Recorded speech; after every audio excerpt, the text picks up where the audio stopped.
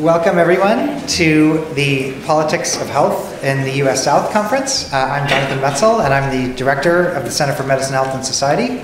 A few practical issues before we get started with the program here. First, as far as the room lighting, basically there are two options. Like this with the lights on, which I realize make it a little bit hard to see the slides, not totally, or totally off in the kind of like, movie theater kind of thing. And we're going to leave the lights on, if that's okay, just because we have an awful lot of students coming at 2:30. Their classes get out at 2:20, so we're going to leave lights on. And if it's hard to see the slides, let me know. We can like dim them or something like that. We will also be announcing this several times over the conference, but we are going to be live tweeting the whole event. That is the hashtag Politics of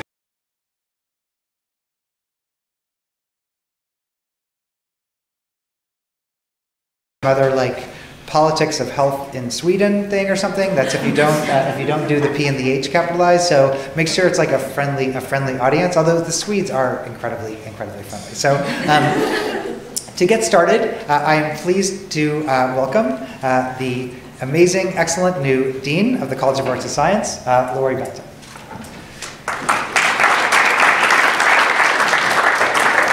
Thanks very much, Jonathan. It is really a pleasure to welcome you here. And when I looked at the conference proceedings, I realized that this conference really embodies the spirit of interdisciplinary inquiry that really is the heart and soul of what we're doing here at the Center for Medicine, Health and Society.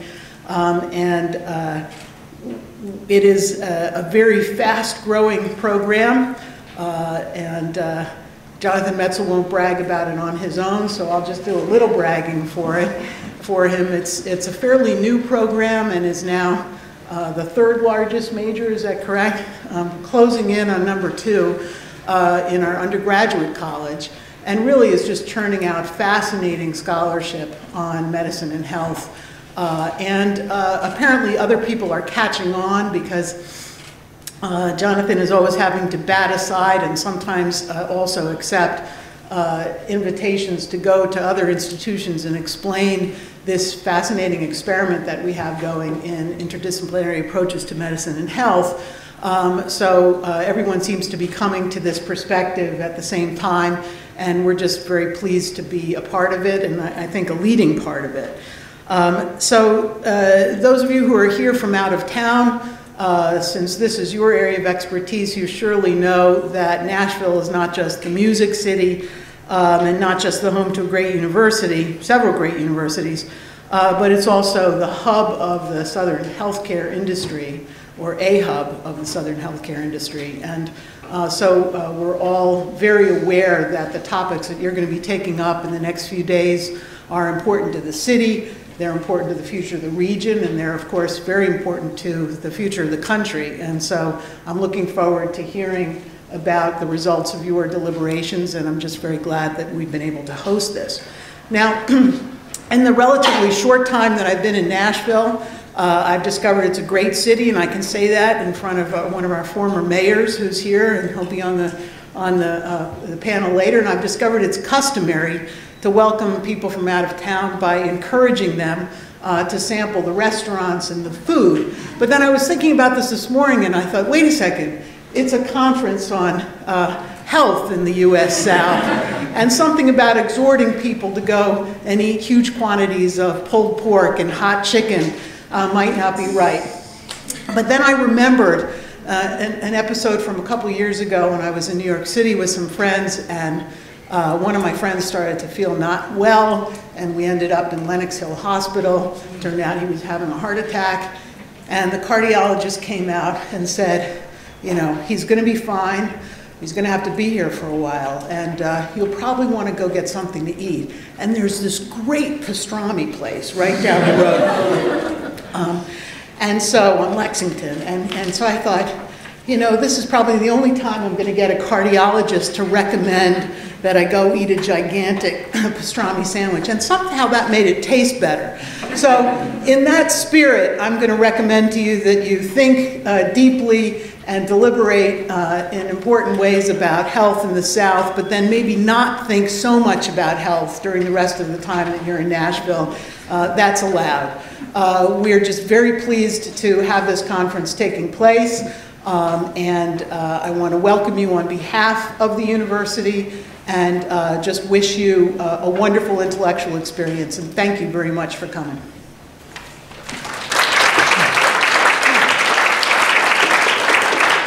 Thank you so much. And if we're recommending the restaurants, I would also put a plug in for Robert's Western World while you're downtown. Definitely can't miss. Along the line, you can actually get it's the only bar where you can hear free live bluegrass, rockabilly, and country music, and get a fried bologna sandwich while you're waiting. So as long as we're just pitching health out the window for the next couple days, I would say let's all meet down there later tonight if anybody wants to. So anyway, again, welcome everyone. It's really an honor to be here. I'm just going to frame our conversation today a little bit as a kind of lead in to the first panel and talk a little bit about the origins of how we kind of got to this point, how we got to this project, and also about just a few quick framing questions that might help guide our conversation over the next day and a half.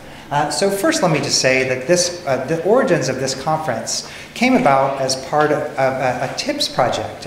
Last year, there was a call for the new trans-institutional program initiatives here at Vanderbilt, and people were kind of thinking, what's a theme that can bring together a lot of different scholars and students from different disciplines, from different schools, to think about different questions of health and illness. And we started talking and thinking and kind of meeting as a group, and people really started thinking about this question of the South and the situatedness of Vanderbilt within the U.S. South. And part of that was that at Vanderbilt, I think a lot of places that call themselves the Harvard of the fill in the blank or something, but we call ourselves sometimes the Harvard of the South. And we think about the Harvard part a lot, which is important because we have a lot of great scholarship and amazing academics and environment. But the South part, sometimes we were feeling like was something we could have teased out a little bit more. And so we started pulling together groups of people, scholars, students, activists, from a number of different perspectives, a number of different disciplines across the campus, and really from across Nashville.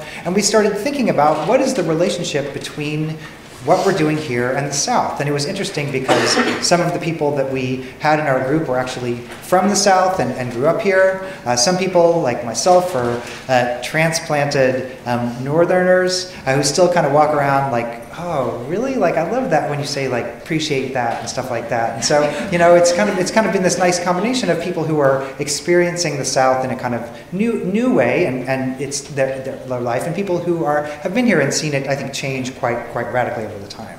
And over the course of our conversations about the South, we started to think about some of the central dichotomies and tensions about how Vanderbilt is situated in the South. And one is that we thought that clinicians and scientists at many universities like Vanderbilt and Emory and Fisk and other places offer cutting-edge treatments and develop new cures and new sciences and new approaches.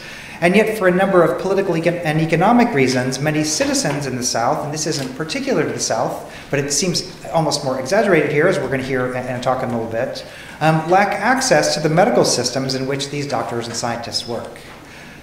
Another tension in the South, we were just talking about the healthcare industry, is that southern states like Tennessee are home to major American health insurance corporations.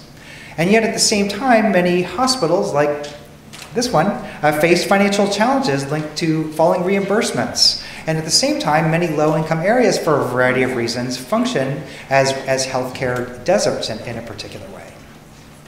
We also thought that another tension of the South was that the South enjoys a relatively temperate climate. Who are coming from Michigan or New York will just walk around with a smile on their face because it's like 75 degrees where we are, and everybody at home is sending you the I can't shovel out my car picture. And so we have a relatively temperate climate, and yet at the same time you would think that would enable increasing activity, and yet according to many leading indicators of health, people in the South have had a hard time responding in some ways to particular public health messages. And at the same time, as we'll be talking about a lot here, there also is a larger political debate going on about the role of healthcare, universal healthcare, government healthcare, Medicaid, et cetera, like that. And so there's also a particular flavor to the political debates that we have here in the South about the roles of health and healthcare. And so I think that the kind of conclusion that we came up with as part of our group was that in many ways, the health dichotomies of the South reflect, amplify, and shape the political and economic tensions surrounding the politics of health in the United States writ large. And as such, we really felt that the U.S. South represents the epicenter of a larger conundrum of U.S. health and healthcare, which is how a country rich in resources and expertise on aggregate levels falls short and too often talks past itself on individual ones. So those were the kind of opening tensions that we laid out. And then the question for us is, how can we begin to address these complex and contested issues? And I'm just going to give you a little bit of the framework of what happened leading up to this conference, and then talk a little bit about how we're going to address these questions over the course of the next couple days. So one way that we address those very complicated issues is collaboratively. We did not exist in a vacuum, and so very importantly, our group called on many different community partners who are here with us in the room. We had the Vanderbilt TIPS Initiative, the Anna Julia Cooper Center, the Ream Foundation, the Vanderbilt Divinity School, the Black Cultural Center, the Office of the Vice Chancellor for Equity, Diversity and Inclusion, Creative Writing, Meharry, and Health Policy. Excuse me for that. And so we really pulled together a lot of groups who also had stakes in the kind of questions that we're asking. And in fact, many of these groups helped us with funding for the conference. And I just want to highlight the Anna Julia Cooper Center at Wake because we've actually been doing a series of seminars and symposium with them. We did one last year at Wake, and this is the second one. The second way that we led up to this conference is curricularly, which is that we as a group kind of started to meet and we started to think, how can we tweak some of the curricular interventions that we're doing in our classes? And so we asked people who were teaching classes in our curriculum, is there a way you can add a U.S. South component? Do you already have a U.S. South component? Is there some way to engage with Nashville? And a number of the classes, the ones listed here, became part of a growing curriculum. Maybe the classes themselves weren't exactly on the U.S. South, but people started to add components of their curricular materials to engage with particular issues.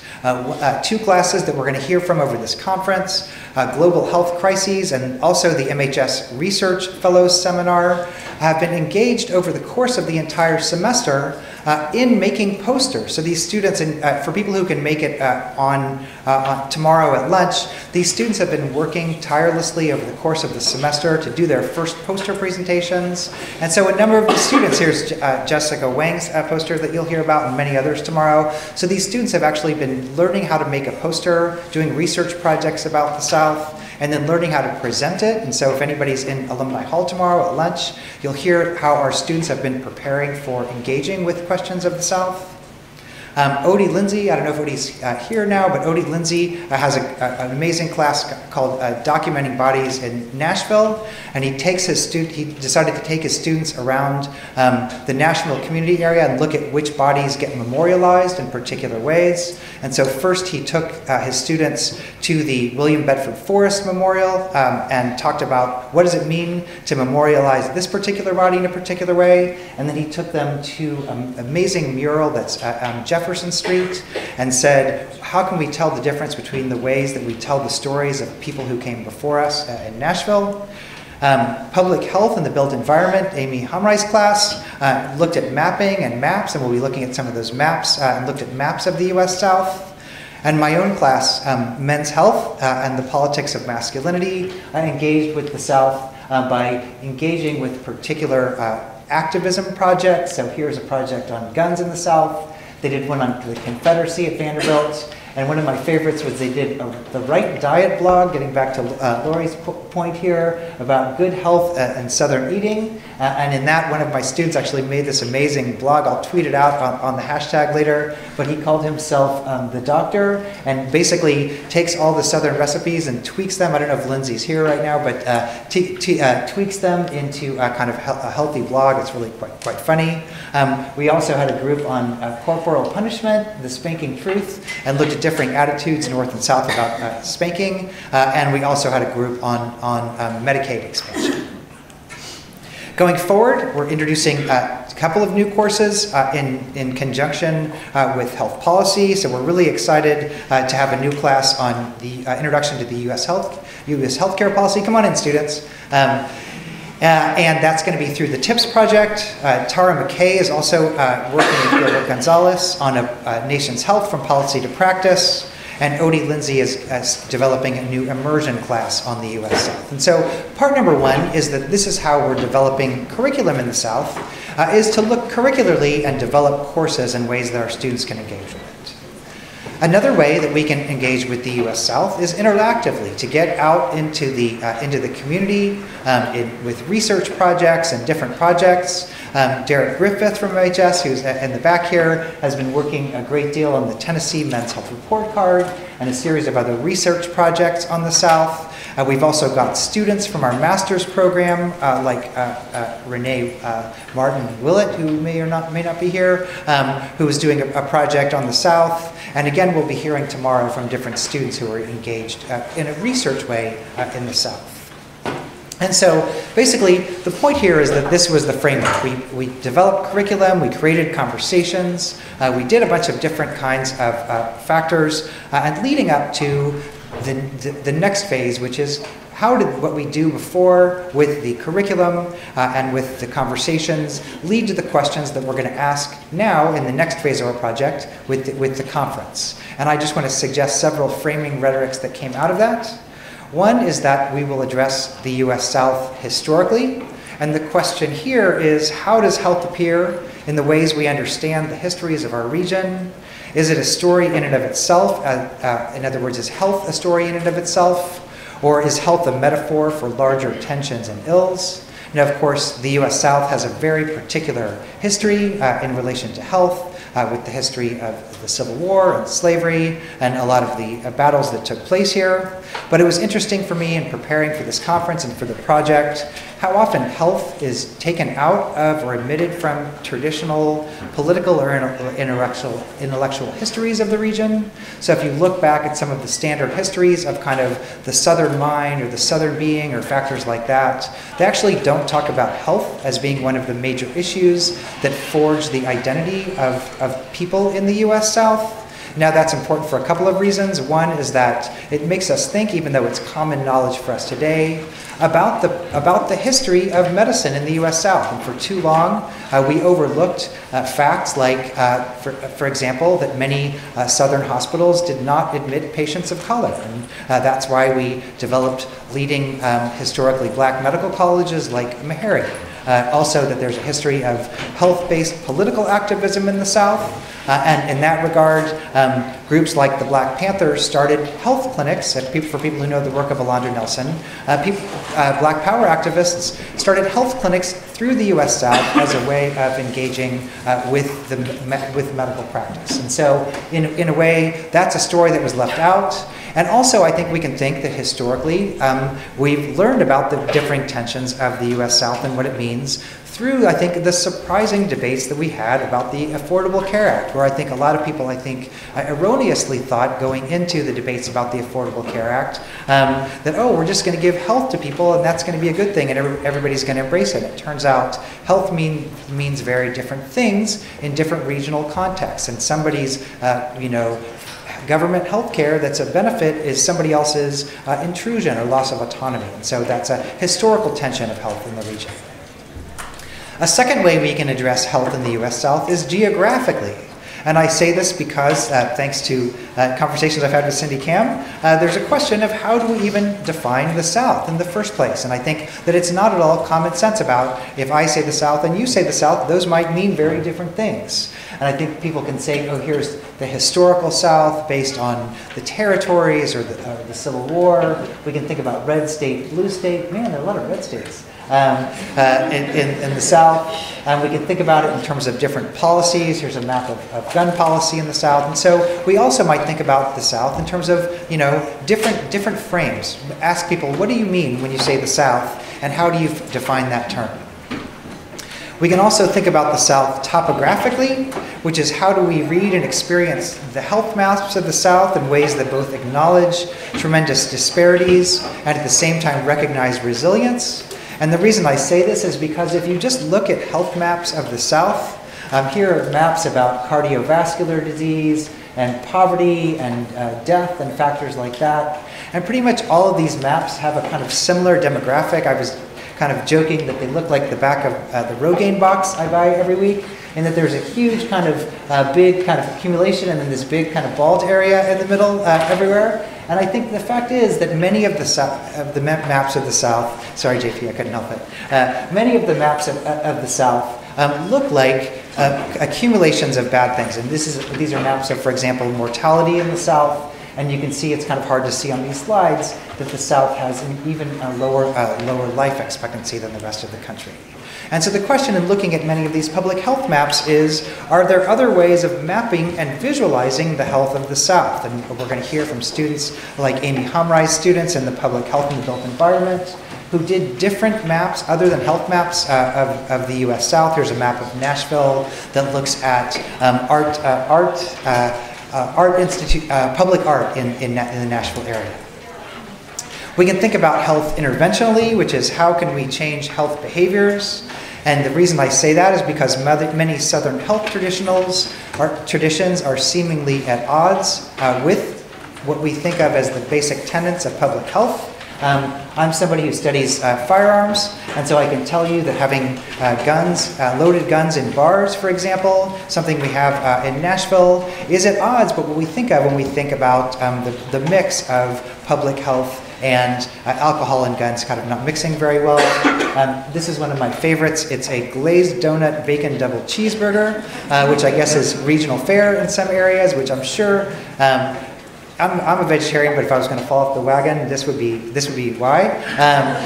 But at the same time, it's something that is, I think, has a regional meaning, but it still is at odds with what we think of as public health. And so, in that ways, it complicates ways to intervene in public health, which is that you need to understand a bit about the historical and structural factors that govern health in the South.